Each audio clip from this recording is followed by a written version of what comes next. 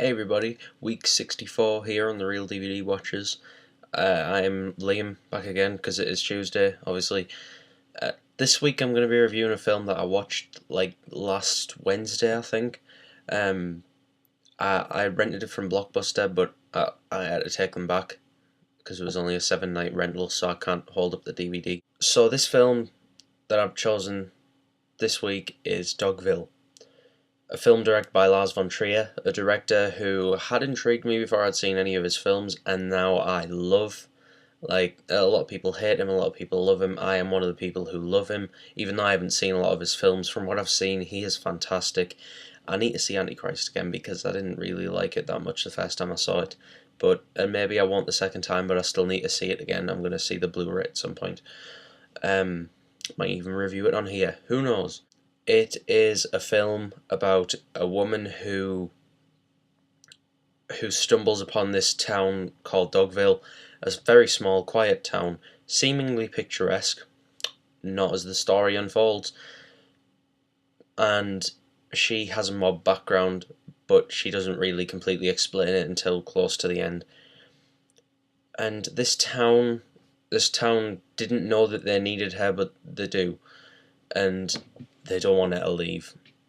That's all I'm going to say without spoiling anything. I'm not going to spoil anything because it's a film that you need to see unfold yourself if you're going to see it. If you're not going to see it, fine.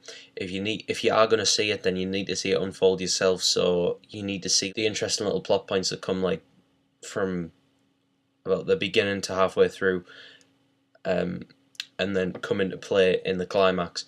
And the climax is absolutely fantastic.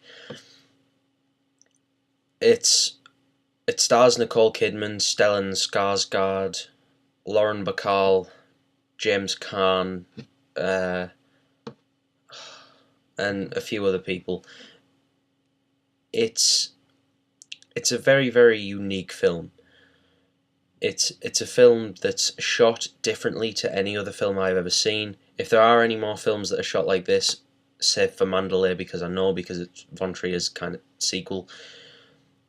Save for Mandalay, if there's any other film shot like this, like a play, please tell me, because I think it's a very interesting idea and I would like to see more of them films. I'm definitely going to see Mandalay at some point. Although Nicole Kidman is replaced by Bryce Dallas Howard, I don't know why that is. Might be schedule and she might not want to do another one, I don't know. But what I do know is she was fantastic in this film. I'm not a huge fan of her all the time. I mean, I liked her in Eyes Wide Shut. I've liked her in other stuff, and she is a good actress. It's just she isn't one of my favourites. She is so brilliant in this film.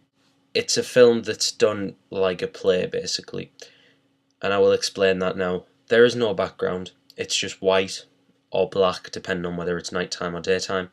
And the whole set, there's no walls or anything. There's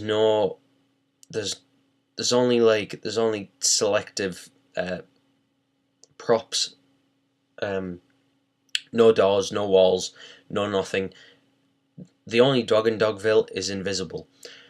You can't see him. You can hear him bark every now and again, but you can't see him. And that is a very, very interesting thing, which I actually really, really liked, and it didn't take me out of the film at all. I heard other people say it took them out of the film, but it didn't for me.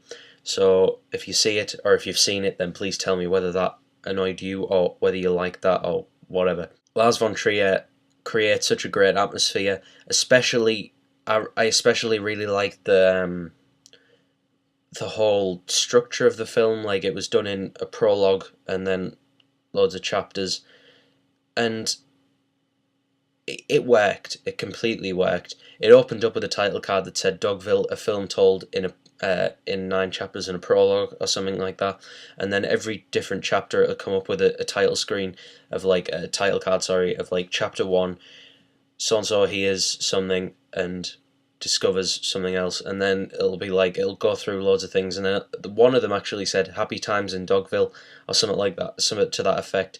And then the next one, complete turn of way. I'm not going to give anything away about what happens, but complete turn of way. Just the title card pops up, Dogville bares its teeth. which was really great. It just set up the whole next chapter, and it was brilliant. Seriously, it was brilliant. There are a lot of criticisms about Lars von Trier hating women, and while I wouldn't condone that if he did, I can't. I can kind of see where people are coming from, but I still think he's a very good director.